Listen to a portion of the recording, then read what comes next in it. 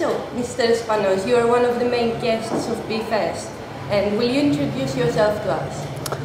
My name is Chris Spannos, and I live in Massachusetts, just outside of Boston, in a place called Woods Hole. I'm full-time staff with Z Communications, which has Z Magazine underneath it, ZNet, which I focus primarily on, along with Michael Albert, and Z Media Institute and Z Video. So we have a multimedia project, and I've been working there for almost 3 years now. Mm-hmm. And what is the ideology behind ZNet? The site publishes a wide range of material covering thought and practice that is very diverse. So there's no one single ideology driving ZNet, but it is an alternative media platform that not only tries to provide information that's counter to what the mainstream offers, but is also structured in such a way that is different than mainstream media institutions. So, for example, if somebody goes to our website and they see material by Noam Chomsky, they will understand that we have a particular opinion or perspective, or we run a range of perspectives on U.S. foreign policy and critiques of U.S. media and domestic and international relations by many writers, and Chomsky is one of our main ones.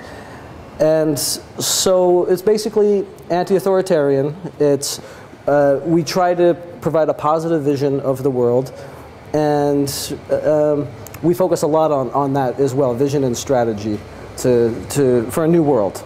Mm-hmm.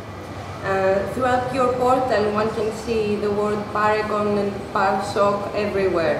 What does this word stand for? Well, that is a word that derives from work that Michael Albert and Robin Hennell had done probably, I think, close to 15 years now. And Michael's going to give a couple talks on this at the BFest, so I hope people attending will be able to get much more of an introduction there. But basically, it's an alternative economic system. And it deals with the production and consumption and allocation of the material means of life. It just, how we get stuff produced and consumed and distributed throughout society in a classless way, in a self-managing way, and a diverse and egalitarian way. So Michael is the one that you really want to speak to about that. But from what I see, you are responsible about the Parsok project in a way. I believe in the project. I mean, as the best candidate that I see for a post-capitalist society and one part of society for the economic system of what I would also call a participatory society. So yes, I do advocate that, and I try to help organize around that. And I have in the past. I have a history with grassroots organizing around participatory economics and trying to develop the theory myself through practice and through other people's experiences and working with them. So yes, I'm very active in promoting that. So you suggested that we should talk to Mr. Albert for more details about this matter. So let's talk about Real Utopia. This is a book you recently edited. Yes. And it's got an original title. Well, why would you name it like that? Well, when I'm speaking to a U.S. audience, I have to explain that the word utopia comes from the Greek. That's usually how I start, saying, the word means nowhere. But yet the real part of it, the word real, I also use that because I think it's something within reach of our human capacities. It's not demanding things from humans that they're incapable of. So we're not asking them to be able to fly by flapping their arms. We're asking them, we're saying that human beings have the capacity, depending on the institutional context around them, what society promotes by way of values. And we think that providing a new institutional context of a participatory society with Paricon will provide a new context, one based on solidarity, self-management, and diversity and classlessness that will be right in line with human nature.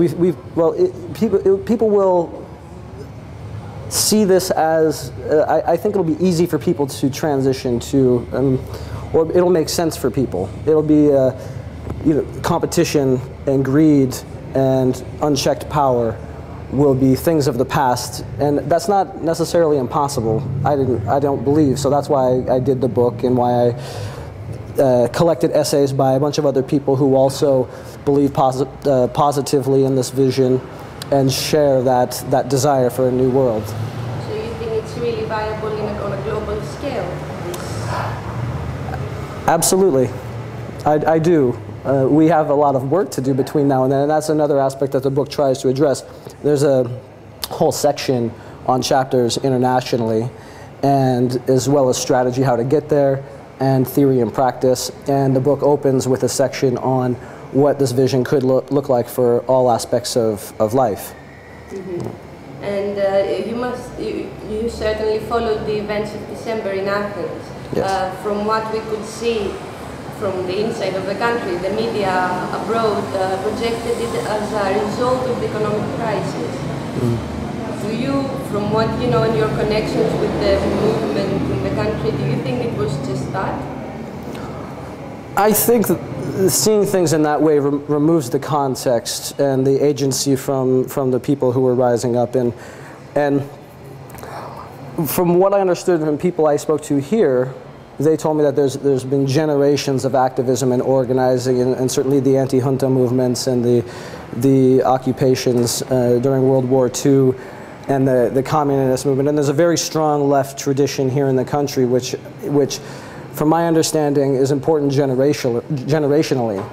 And there was a poll that I read taken here in Greece. I can't remember the name of the paper, but it said 60% of the Greek population thought a social uprising was unfolding, and they were using that word uprising, not riot, because a lot of papers were talking about riots, and certainly there were aspects of that going on, but in people's consciousness, what they understood was a social uprising, that people were challenging the institutions of society and the dominant roles, and they were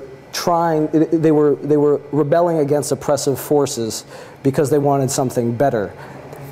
Now, for me, that was very inspiring on the scale that I saw. It happened for the 3 or 4 weeks, as well as the occupations movement. But I think just saying it's the economic crisis removes that entire context what we should be paying attention to, and what I'm very excited about B-Fest focusing on.